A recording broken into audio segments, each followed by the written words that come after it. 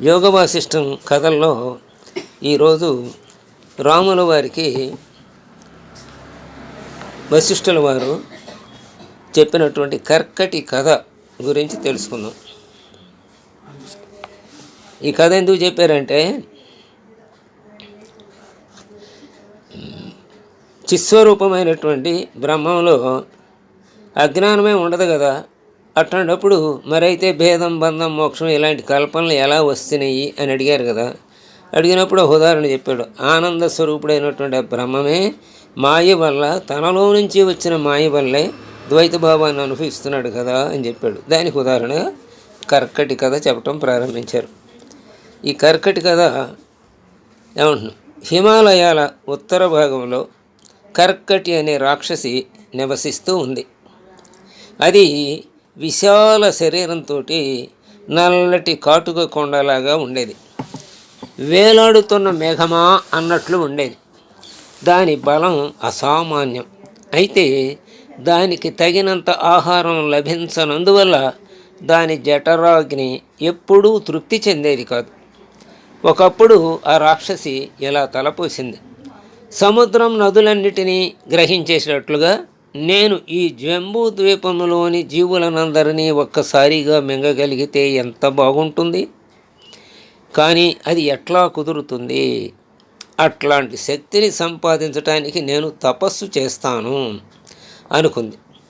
వెంటనే అది హిమాలయ శిఖరానికి చేరింది. అతి ఘోరమైన తపస్సుని ప్రారంభించింది. చాలా కాలం గడిచింది. దాని శరీరం శుష్కించిపోయింది. అయినా అది బెదరకుండా తపస్సును చేస్తూనే ఉంది. అలా 1000 సంవత్సరాలు గడిచిన తర్వాత బ్రహ్మదేవుడు ప్రత్యక్షమయ్యాడు. ఆ రాక్షసి బ్రహ్మదేవుడికి మానసికంగానే నమస్కరించి ఇప్పుడు నేనేం కోరాలి అని అనుకుంటోంది.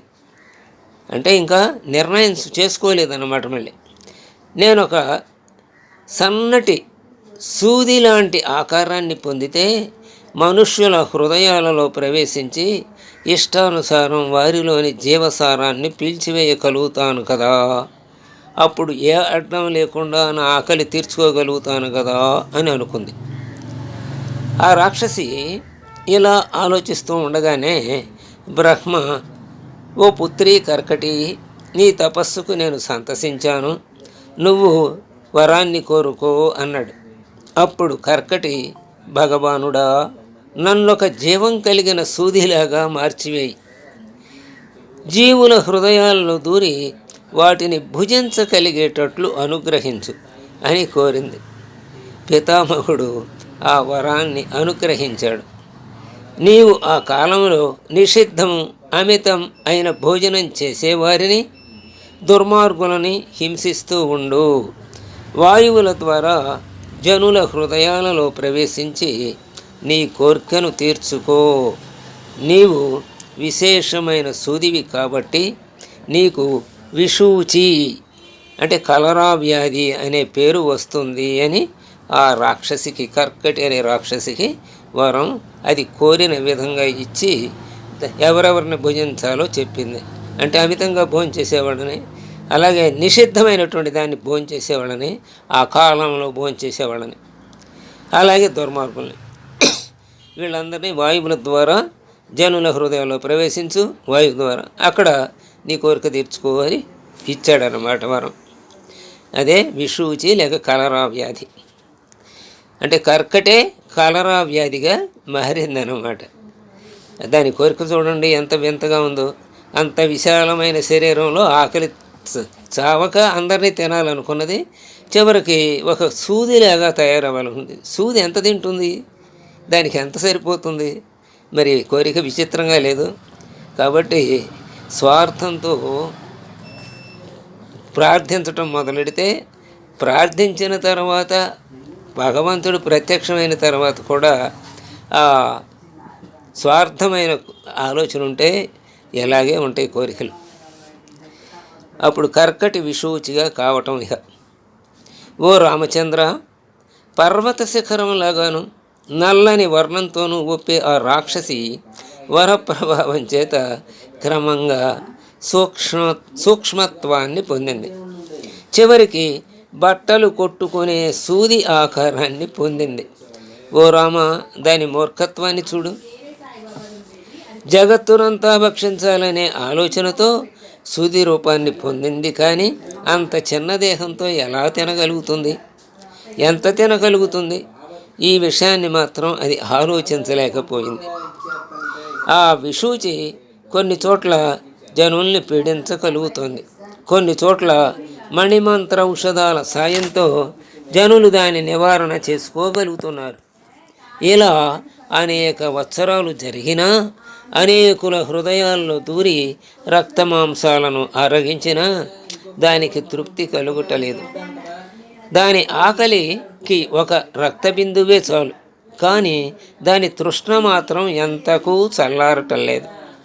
మనకు చచ్చేదాకా ఆకలి ఎట్ట తీరదో, రోజు 3 సార్లు తిన్నా 4 సార్లు తిన్నా, అలాగే దానికి ఒక్క రక్తబొట్టు చాలినా మళ్ళీ అది అరిగిపోగానే మళ్ళీ కావాలనిపిస్తుంది. తృప్తి లేదన్నమాట దాన్ని. కర్కటి అప్పుడు మళ్ళీ ఏమనుకుంది, అరే తృప్తి లేదు, నాకు ఈ ఆకారంలో సంతోషిస్తాననుకున్నాను, కానీ ఈ ఆకారంలో కూడా నాకు తృప్తి కలగటం లేదని మళ్ళీ తపస్సు ప్రారంభించింది. ఈ తడం ఏమనుకుంది, జ్ఞానం పొందాలి అనుకుంది. సరే, చాలా కాలం తర్వాత ఆ సూది ఇలా అనుకుని, అయిరే ఎంత దుర్బుద్ధితో ఆలోచించాను, ఇంత చిన్న శరీరంతో నేను ఎంత తినగలుగుతాను, నేనెందుకు ఈ సూది రూపాన్ని కోరుకున్నాను, విశాలమైన నా మునుపటి శరీరాన్ని ఎందుకు పోగొట్టుకున్నాను, చిన్న దయ్యాన్ని తొలగించుకుంటే పెద్ద దయ్యం పట్టుకున్నట్టుంది అని తన పరిస్థితిని గురించి తానే చింతించిందన్నమాట. చెడిపోయే రోజు వస్తే దుర్బుద్ధి ఎలాగే పుడుతుంది కాబోలు. అంటే బుద్ధి కర్మానుసారిణి. అంటే మనం బాగా ఏదైనా చెడ్డది అనుభవించాలనుకోండి, ఏమంటే బుద్ధి సరిగా పనిచేయదు, అంతకుముందు ఉన్న బుద్ధి పోయి ఆ బుద్ధి కర్మానుసారంగా ఆ బుద్ధి అలా వక్రించి ఆ కర్మను అనుభవించడానికి వీలుగా లోపల బుద్ధి కలుగుతుంది అన్నమాట, ఆ కోరిక కలుగుతుంది. అలాగే ఇక ఓ రామా, ఈ విధంగా ఆలోచించి ఆ కర్కటి తన పూర్వ శరీరమే మురుగని నిశ్చయించుకొని అందుకు కాను తిరిగి తపస్సు మొదలెట్టింది. విషయ సంకల్పాలను తొలగించుకుంది. తీవ్రమైన పట్టుదలతో ఆ సూది రూపంతోనే 7,000 సంవత్సరాలు తపస్సు చేసింది. అప్పుడు ఆ తప ప్రభావం చేత ఆత్మ విమర్శ వల్ల దానికి ఆత్మ సాక్షాత్కారం కలిగింది. దాని హృదయం పవిత్రమయ్యింది. ఆత్మతత్వాన్ని చక్కగా తెలుసుకుంది. యుక్తులతో బాగా విచారించడమే దానికి గురువుగా అంటే యుక్తితో ఆలోచించడమే ఆ గురువుగా అయ్యిందనమాట. ఆ యుక్తే గురువుగా బోధన చేసిందనమాట. ఆత్మ సాక్షాత్కారం తర్వాత కూడా మరొక 1000 ఏళ్ళు అది తపస్సు చేసింది. అప్పుడు బ్రహ్మదేవుడు తిరిగి ప్రత్యక్షమయ్యాడు. ఓ పుత్రి, వరం కోరుకో అన్నాడు. ఇప్పటికే కోరికలు నశించిన కర్కటి ఏం సమాధానం చెప్పాలో తెలియక ఆగిపోయింది. నా సంశయాలన్నీ నశించాయి, పూర్ణత్వాన్ని పొందాను, ఇంకా నాకు వరాలతో పనేముంది, శాంతిని తృప్తిని పొందుతున్నాను. ఇప్పుడున్నట్లే ఇక ముందు కూడా ఉండగలను. ఇక మిథ్య అయిన ఈ ఆ వస్తువులను ఆశించటం ఎందుకు? ఇష్టానిష్టాలతో నాకు ప్రయోజనమేముంది? ఈ విధంగా ఆలోచిస్తూ ఏమీ చెప్పలేక మౌనంగా ఉండిపోయింది. ఇప్పుడు వరం కోరుకోమన్నా వరాలు అక్కర్లేదు అనే స్థాయికి వచ్చింది కదా. అందుకని శాంతి పొందింది ముందే. అందుకని ఏం కోరుకోవాలో అర్థం కాలేదు దానికి. అప్పుడు బ్రహ్మదేవుడు ఆమె పరిస్థితిని గ్రహించి ప్రసన్నుడై కోరికలు నశించిన ఆ కర్కటితో ఇలా అన్నాడు. ఓ పుత్రి, వరాన్ని తీసుకో, మరికొంతకాలం భూమి మీద భోగాలని అనుభవించు. పిదప నీవు ఉత్తమమైన బ్రహ్మపదంలో లీనమవుతావు.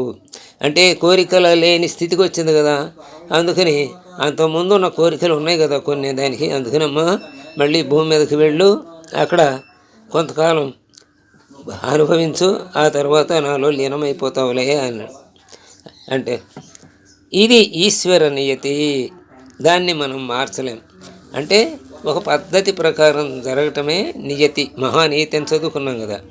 అంటే ముందే దర్శకుడు సినిమానంతటిని ఇలా ఇలా చెయ్యాలి, ఇలా ఈ పాత్ర ఇప్పుడు ప్రవేశించాలి, ఈ ప్రతినాయకుడు ఎంతవరకు నటించాలి, నాయకుడు ఎంతవరకు నటించాలి, నాయిక ఎంతవరకు నటించాలి, సహాయ నటులు ఎంతవరకు నటించాలి అన్నీ నిర్ణయం చేయబడి ఉంటాయి కదా సినిమాలో. ఆ తర్వాత చిత్రం విడుదల చేస్తారు దర్శకత్వం వహించి. అది అందులో ఏ పాత్ర కూడా దర్శకుడు చెప్పిన దానికంటే ఒక మాట ఎక్కువ మాట్లాడటానికి, ఒక మాట తక్కువ మాట్లాడటానికి, ఒక అడుగు ముందేయటానికి, ఒక అడుగు వెనకేయటానికి వీలున్నది కదా. అదే మహానీయతి. అంటే బ్రహ్మ యొక్క ఈ 14 బోలాలు కూడా ఆయన దివ్య ప్రణాళిక ప్రకారం నడుస్తూ ఉంటాయి. అది కూడా ఏంటంటే ఆయనలో నుంచి ఉద్భవించిన మాయ వల్ల ఇదంతా జరుగుతూ ఉంటుంది. మాయ అంటే తానే దిగి వచ్చిన ఆటం, ఇదంతా అనుభవించాలనుకున్న భావం. కాబట్టి దాన్ని మాయ. మ్యూట్లో పెట్టండి మీరు. ఓ కర్కటి, కాబట్టి నీవు తపస్సు మొదలుపెట్టిన సంకల్పం నెరవేరు కాక నీవు మళ్ళీ నీ పూర్వపు రాక్షస శరీరాన్ని పొందుతావు. అయినా పరబ్రహ్మతత్వాన్ని తెలుసుకున్న నీవు లోకానికి బాధ కలిగించకుండా ఉండగలవు. ఓ పుత్రి, నీవు ఎక్కువగా ధ్యానంలోనే రమిస్తూ ఉంటావు. ఎప్పుడైనా నీ మనస్సు బాహ్య రూపాన్ని పొందితే సర్వులని ఆత్మస్వరూపులుగా చూడగలుగుతావు. అప్పుడు నీవు నీ రాక్షస కులానికి ఉచితమైన ఆహారాన్ని న్యాయోచితంగా ఆకలి బాధ నివారణకై మాత్రమే తీసుకుంటావు. న్యాయాన్ని అతిక్రమించే వారిని మాత్రమే బాధిస్తావు. జీవన్ముక్తి కలిగి ఉంటావు అని వరం ఇచ్చాడు. అంటే ముందే ఒక సంకల్పంతో ఇది తపస్సు చేసింది కదా. ఇప్పుడు ఏం కోరాలి అన్నీ ఏది అక్కర్లేదు అనుకుంది. కానీ ఆయన సంకల్పం ఏదైతే పెట్టుకుందో తపస్సు చేసేటప్పుడు అది తీరుగా కానీ ఇస్తూ, తర్వాత నీవు బాహ్య స్పృహలోకి వచ్చినప్పుడు అంతటా ఆత్మస్వరూపాన్ని చూడగలుగుతావు ప్రహ్లాదుడిలాగా అన్నాడు అనమాట. ఇక నీవు రాక్షస కులానికి ఉచితమైన ఆహారాన్ని న్యాయోచితంగా ఆకలి బాధ నివారణ కోసం మాత్రమే తీసుకుంటావు. అట్లాగే న్యాయాన్ని అతిక్రమించే వాళ్ళని మాత్రమే బాధిస్తావు అని చెప్పి వరం ఇచ్చాడు. చివరికి జీవన్ముక్తిని పొందుతావు అని కూడా చెప్పాడు. ఇక కర్కటి శాంతమైన రాక్షసిగా మారింది. ఆ తర్వాత మిగతా కథ రేపు తెలుసుకుందాం. స్వస్తి.